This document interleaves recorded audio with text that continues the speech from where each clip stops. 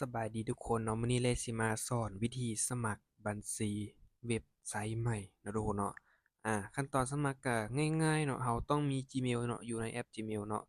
ทุกคนต้องมีแอป Gmail ตัวนี้นี่เนาะแล้วมีเมลอยู่ในเครื่องนี้เลยเนาะหรือว่าคันว่าบ่มีก็สามารถเพิ่มใหม่ได้เนาะคลิกเข้าไปโปรไฟล์เลื่อนขึ้นไปเนาะมันจะมีคำว่าเพิ่มบัญชีอื่นอยู่นี่เนาะคำว่าไผบ่มีบัญชีเนาะคำว่ามีแล้วก็ให้เลือกเอาเมลอยู่ในเครื่องนี้เลยเนาะคือตัวอย่างตอนนี้ค่อยสิเอาเมลตัวนี้เนาะสิใช้เมลตัวนี้ในการสมัครเนาะเราก็สิเข้าไปคัดลอกเอาเมลก่อนเนาะโอเค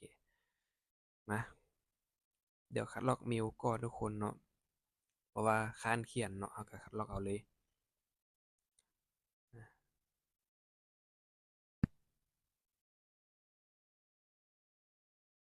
โอเคพอคัดลอกสำเร็จเนาะกดกลับบัดนี้กดกลับให้มันอยู่หน้าจอหลักแบบนี้เนาะแล้วกดออกเข้าไปลิงก์เนาะที่ว่าส่งให้เด้อทุกคนเนาะ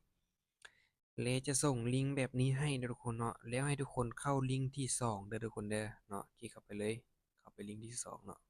อา เด้เข้ามามันจะเข้ามาสู่หน้านี้เนาะหน้านี้ก็ช่องทำอิฐเราก็ป้อนอีเมลเซอร์เนาะอ่าป้อนเลยตัวที่ว่าลอกมาแหละเนาะตัวนี้ก็จะเป็นการตั้งรหัสผ่านเนาะตั้งเลยตั้งแบบใดก็ได้ที่ว่าตนเองจื้อเนาะและจะบ่ลืมนะเนาะอันนี้มาช่องที่3เนาะช่องที่3เป็นการตั้งชื่อลิ้นของเราเนาะตั้งเป็นภาษาอังกฤษเนาะแล้วก็ตามด้วยตัวเลขก็ได้หรือว่าคันว่าชื่อไผยาว6ตัวนะก็ชื่อเป็นอังกฤษเบิดเลยก็ได้เนาะคำว่าชื่อ person ก็ชื่อตัวเลขข้างหลังเนาะจะใส่7799แบบนี้เนาะโอเคบัดนี้คำว่าอย่าลืมก็แคปไว้เนาะเพราะว่ารหัส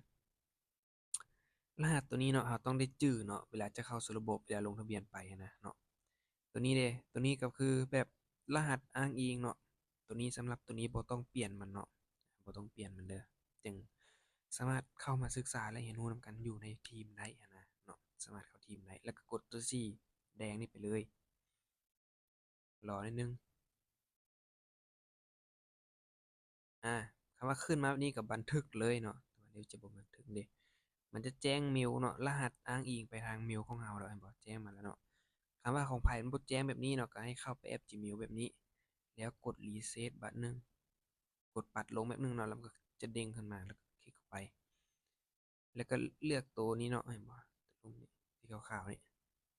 แล้วก็เลือกเบราว์เซอร์ที่ว่าเราจะกดไปยืนยันเนาะก็คือเราจะเลือก Google Chrome โอเควันนี้ก็รอท่าเนาะคำว่าขึ้นไมติ๊กสีเขียวแบบนี้ว่าสำเร็จแล้วก็กดตัวสีแดงเลยบัดนี้ก็คือใส่อีเมลเนาะที่ว่าใส่ลงทะเบียนเมื่อกี้หั่นเนาะปึ๊บแล้วก็ซื้อรหัสผ่านเนาะที่ว่าเราลงทะเบียนเมื่อกี้หั่นเนาะคำว่าอย่าลืมเนาะก็เข้าไปเบิ่งนี่เข้ามาเบิ่งอยู่นี่ได้เนาะ65780089065780เนาะ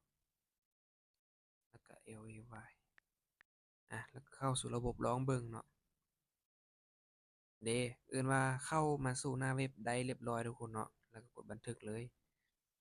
แล้วบัดนี้คลิกเข้าไป3ขีดเนาะสำหรับผู้เลยอยากเปลี่ยนภาษานะคลิกเข้าไป3ขีดแล้วไปที่ตั้งค่าด้านลุ่มเนาะมันจะมีคำว่าเปลี่ยนภาษาให้เนาะอยู่นี่ครับเปลี่ยนได้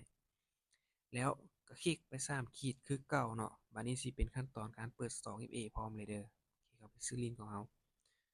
คลิกเข้าไปซื้อลิงก์เลยนะทุกคนเนาะแล้วให้เลื่อนขึ้นไปเนาะ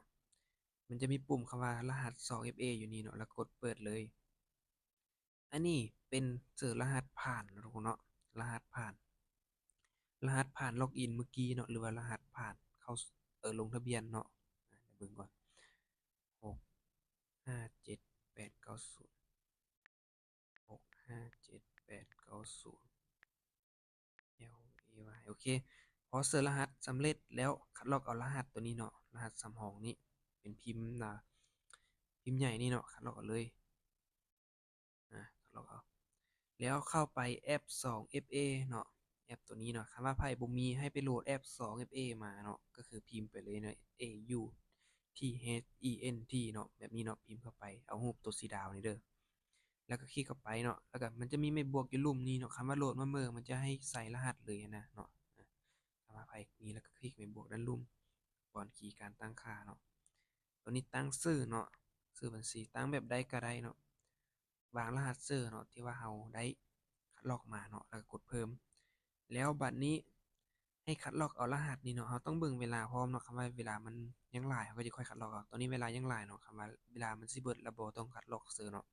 ถ้าเวลามันเบิดก่อนนะตอนนี้ทันอยู่เนาะโอเคคัดลอกเลยลอกแล้วก็เอามาวางใส่ช่อง FA นี่แล้วก็กดสีแดงนั้นลุ่มเลยเด้ก็ว่าเปิดสำเร็จเนาะอันนี้คือวิธีเปิดซอง FA เนาะและการสร้างบัญชีเนาะก็ถือว่าสำเร็จไปเนาะมันก็จะมีบัญชีทดลองเนาะที่ว่าใช้ฝึกเนาะใช้ฝึกเทสแล้วก็บัญชีจริงก็มีเนาะประมาณนี้เนาะ